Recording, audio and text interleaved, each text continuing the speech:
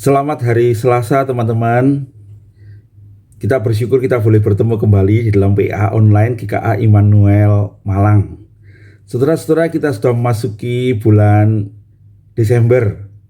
Dan karena itu saya beralih dari Matius pasal yang ke-22 yang seharusnya menjadi urutan kita ke Matius pasal yang pertama, supaya kita kembali melihat firman Tuhan yang sesuai dengan Natal yang akan kita sambut bersama-sama ya.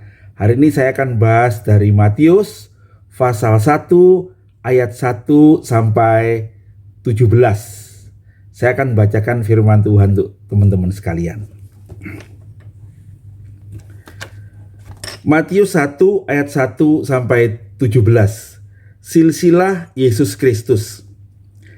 Inilah silsilah Yesus Kristus, anak Daud, anak Abraham. Abraham memperanakkan Ishak, Ishak memperanakkan Yakub, Yakub memperanakkan Yehuda dan saudara-saudaranya. Yehuda memperanakkan Peres dan Serah dari Tamar. Peres memperanakkan Hesron, Hesron memperanakkan Ram, Ram memperanakkan Aminadab, Aminadab memperanakkan Nahason, Nahason memperanakkan Salmon. Salmon memperanakkan Boas dari Rahab. Boas memperanakkan Obed dari Rut. Obed memperanakkan Isai. Isai memperanakkan Raja Daud. Daud memperanakkan Salomo dari istri Uria. Salomo memperanakkan Rehabeam. Rehabeam memperanakkan Abia. Abia memperanakkan Asa. Asa memperanakkan Yosafat. Yosafat memperanakkan Yoram. Yoram memperanakkan Usia. Usia memperanakkan Yotam. Yotam memperanakkan Ahaz. Ahaz memperanakkan Hizkia. Hizkia memperanakkan Manasye. Manasye memperanakkan Amon. Amon memperanakkan Yosia. Yosia memperanakkan Yekonya dan saudara-saudaranya pada waktu pembuangan ke Babel. Sesudah pembuangan ke Babel, Yekonya memperanakkan Sealtiel. Sealtiel memperanakkan Zerubabel. Zerubabel memperanakkan Abihud. Abihud memperanakkan Eliakim. Eliakim memperanakkan Asor. Asor memperanakkan Sadok. Sadok memperanakkan Akim. Akim memperanakkan Eliud. Eliud memperanakkan Eliasar. Eliasar memperanakkan Matan. Matan memperanakkan Yakub. Yakub memperanakkan Yusuf, suami Maria, yang melahirkan Yesus yang disebut Kristus. Jadi seluruhnya ada 14 keturunan dari Abraham sampai Daud. 14 keturunan dari Daud sampai pembuangan ke Babel. Dan 14 keturunan dari pembuangan ke Babel sampai Kristus.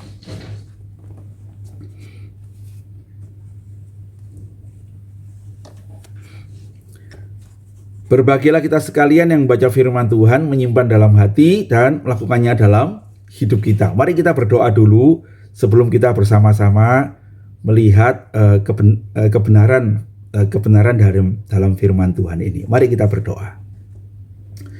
Terima kasih Tuhan, kami boleh bersama-sama kembali membaca firman-Mu. Sebentar lagi kami akan menyambut Natal, dan kiranya PA kami pada hari ini menolong kami untuk lebih melihat kebaikan Tuhan, kasih Tuhan, dan rencana-Mu yang ajaib di dalam Kristus Yesus Tuhan yang sudah lahir bagi kami. Tuntunlah kami, kiranya firman-Mu hari ini menguatkan iman kami dan menuntun kami untuk berjalan di dalam kebenaran yang Kau nyatakan, dan kiranya hidup kami memuliakan Tuhan, menjadi berkat bagi sama kami. Tuntunlah kami dengan kuasa Roh Kudus. Demi Yesus Kristus Tuhan dan Juru Selamat kami yang hidup, kami berdoa dan mengucap syukur. Amin. Nah, saudara-saudara, bagian firman Tuhan hari ini berbicara tentang silsilah Yesus Kristus yang ditulis oleh Matius. Nah, selain Matius, kita juga mengenal ada silsilah lain yang ditulis tentang Yesus Kristus, yaitu di Lukas. Dari yang kita baca ini, maka kita mengerti bahwa silsilah yang ditulis oleh Matius itu adalah silsilah dari sisi Yusuf. Ya, kita membaca di dalam ayat yang ke-16 itu Yakub memperanakan Yusuf, suami Maria yang melahirkan Yesus yang disebut Kristus. Jadi ini memang silsilah dari Yusuf, itu yang pertama. Yang kedua, bentuk silsilah ini adalah turun ya, dari Abraham punya anak sampai ke Yusuf dan Kristus. Nah, berbeda dengan silsilah dari Lukas yang dari sisi Maria ya, yang bukannya turun ke bawah tapi naik ya. Maria adalah anak siapa terus sampai anak Adam ya, dan anak Allah ya. Jadi ada dua silsilah. Apa pentingnya pencatatan silsilah ini, saudara-saudara? Silsilah ini mempunyai kepentingan yang pertama untuk menunjukkan betapa Yesus itu adalah Mesias yang dijanjikan. Saudara-saudara, pencatatan silsilah dalam Alkitab kita itu juga terdapat dalam Perjanjian Lama ya. Terutama kalau kita membaca kitab Bilangan, kita akan menemukan banyak silsilah. Demikian juga sebetulnya dalam kitab Kejadian kita menemukannya, dan hampir semua kitab-kitab Musa itu menceritakan tentang silsilah.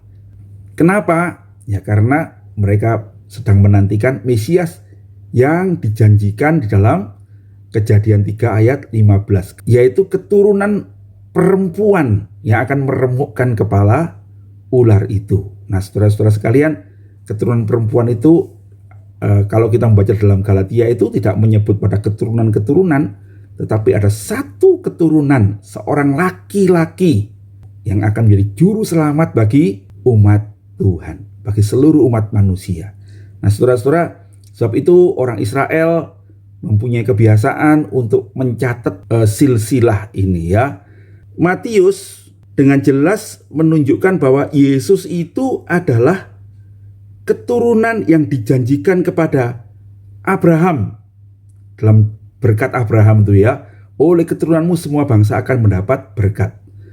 Kristus juga adalah keturunan yang dijanjikan kepada Daud, yaitu Tuhan akan membangkitkan seorang keturunanmu yang kerajaannya tidak akan berakhir sampai selama-lamanya. Itu sebabnya dikatakan dalam pasal 1, inilah silsilah Yesus Kristus, anak Daud, anak Abraham. Itu ayat 1 ya. Dan kemudian dirinci berikutnya. Yang kedua yang kita bisa pelajari bahwa di ayat 17 dikatakan begini. Jadi seluruhnya ada 14 keturunan dari Abraham sampai Daud, 14 keturunan dari Daud sampai pembuangan ke Babel, dan 14 keturunan dari pembuangan ke Babel sampai Kristus. Jadi silsilah ini mencakup 42 keturunan. Nah, ini benar saudara-saudara ya, kalau kita menghitung secara umum, satu keturunan itu biasanya dianggap 40 tahun.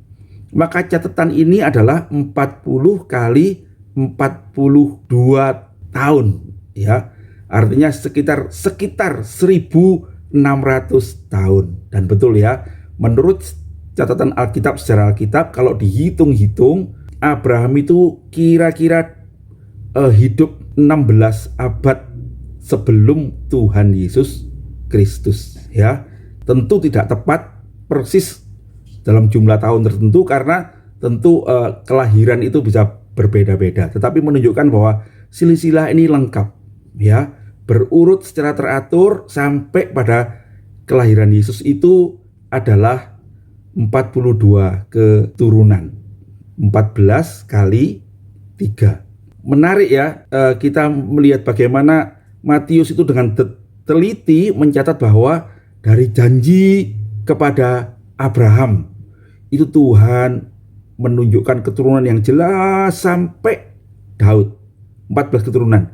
Lalu ada janji kepada Daud tentang raja keturunannya yang tidak akan berakhir pemerintahannya itu sampai pembuangan ke Babel.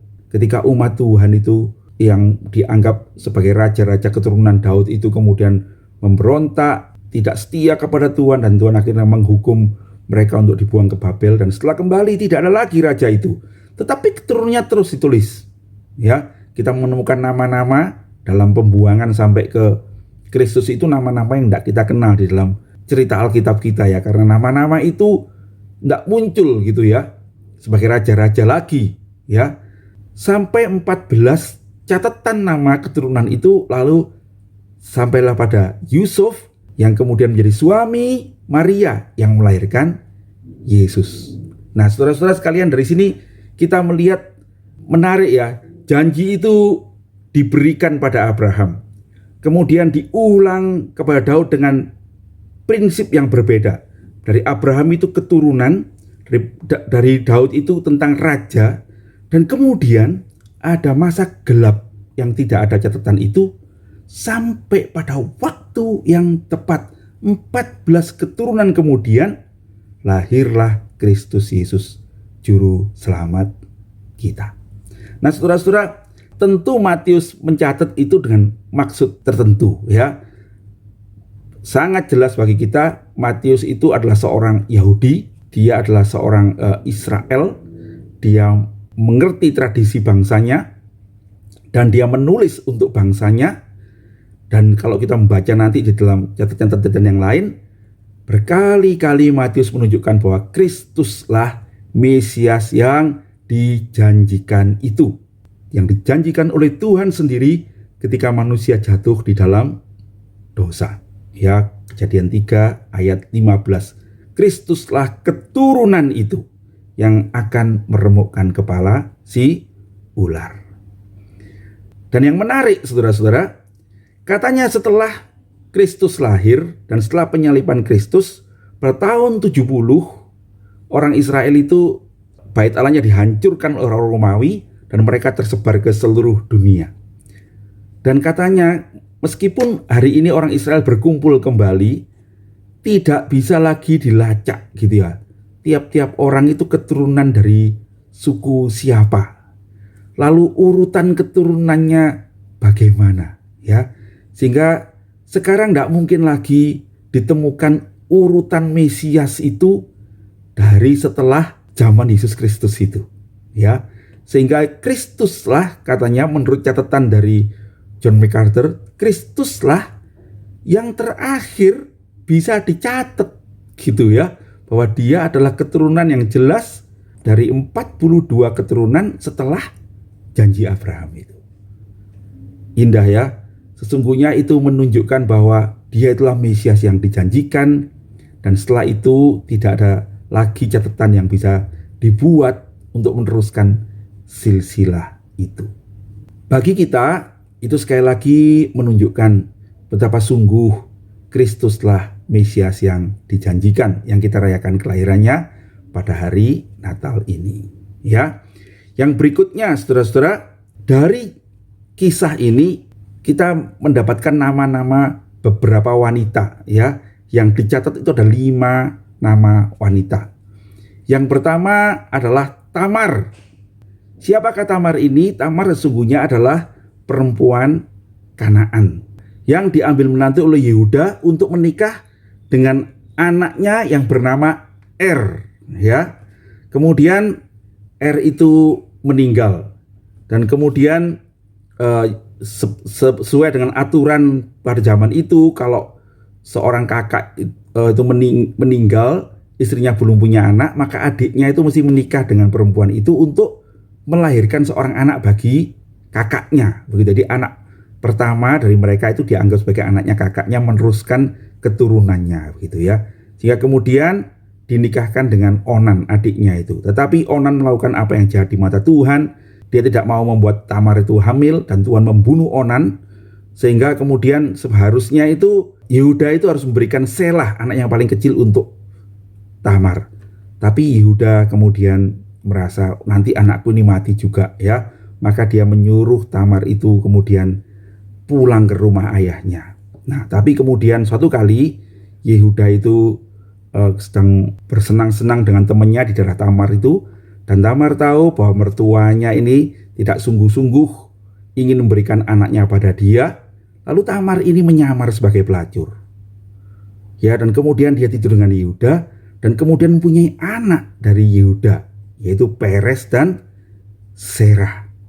Nah, saudara-saudara sekalian, jadi kalau kita tahu siapa Tamar ini, dia seorang Kanaan, dan dia mempunyai anak dengan Yehuda itu dengan cara yang tidak benar begitu ya. dia menjadikan dirinya seorang pelacur, lalu dia tidur dengan mertuanya dan dia mempunyai anak, Peres dan Serah itu, ya. Itu Tamar. Yang kedua adalah Rahab. Ya, siapa Rahab? Rahab adalah perempuan Yeriko, ya, yang menolong pengintai-pengintai di Yeriko itu sehingga dia kemudian tidak dibunuh, ya. Dia diselamatkan oleh Yosua dan teman-temannya. Dan profesi Rahab itu adalah seorang pelacur juga, ya. Lalu dia menikah dengan Salmon dan mempunyai anak yang bernama Boas. Dia perempuan Yeriko, ya. Dan perempuan yang ketiga itu adalah Rut, ya. Siapakah Rut?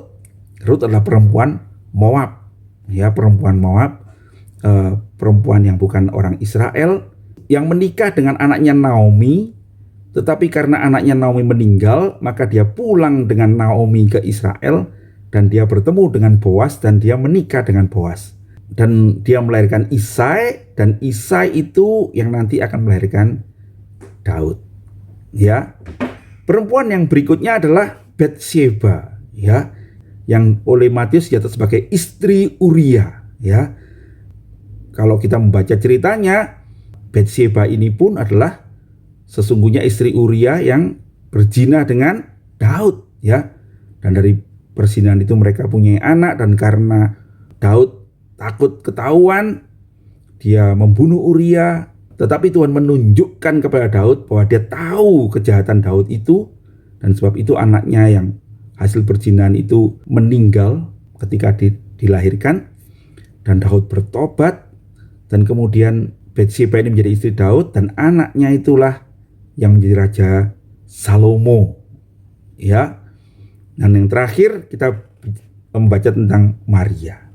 Nah, dari kelima perempuan ini, ya, boleh dibilang Rut dan Maria itu adalah perempuan yang baik, ya.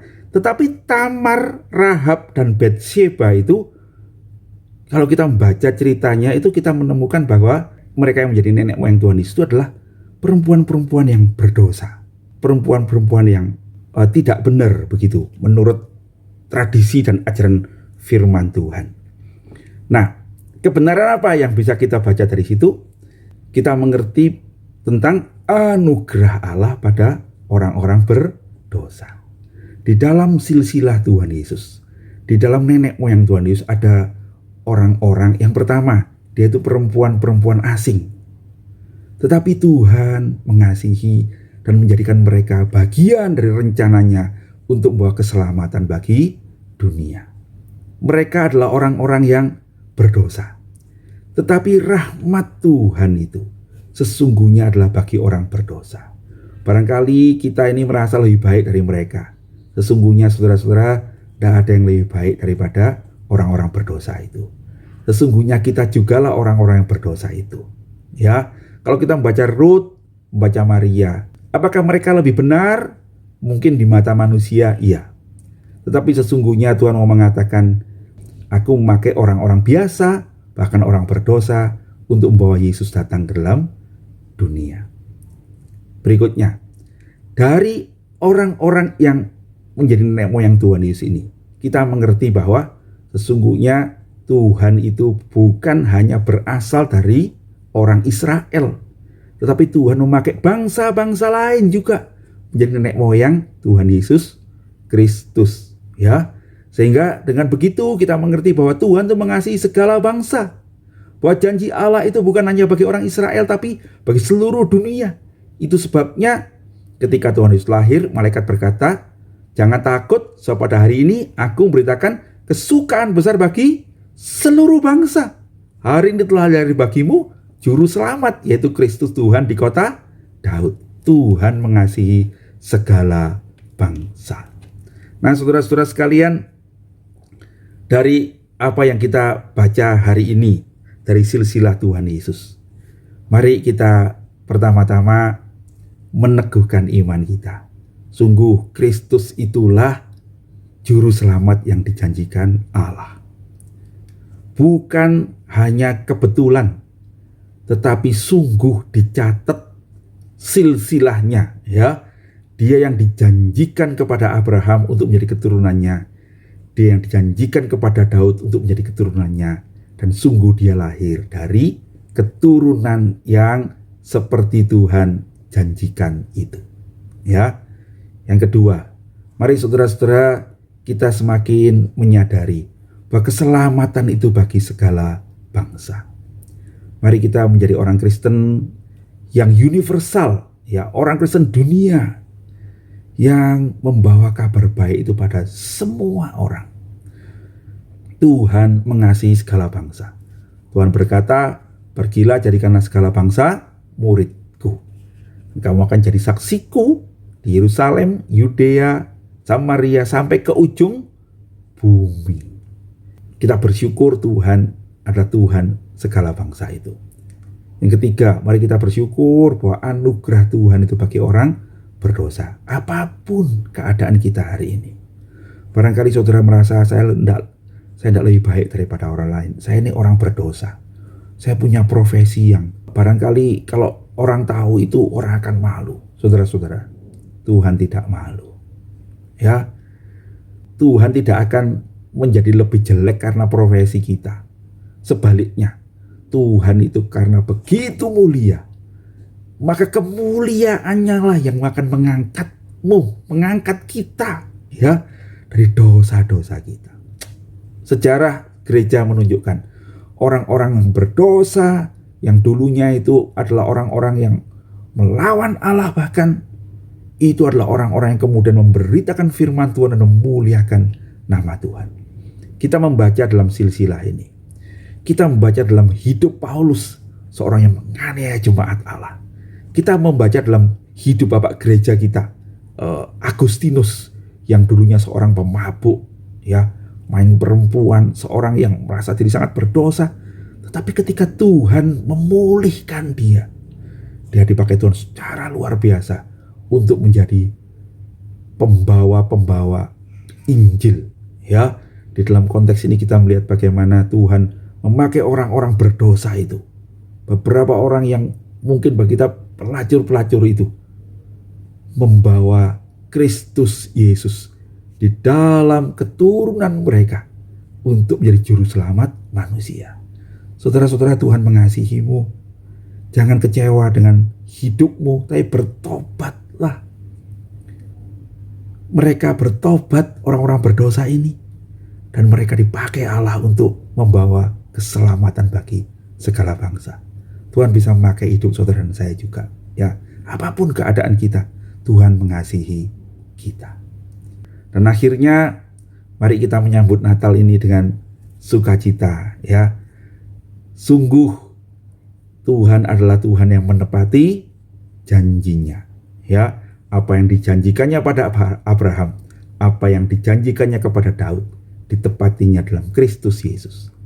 Apa yang dijanjikannya kepada saudara dan apa yang dijanjikannya kepada saya, Dia juga akan menepatinya di dalam Kristus Yesus.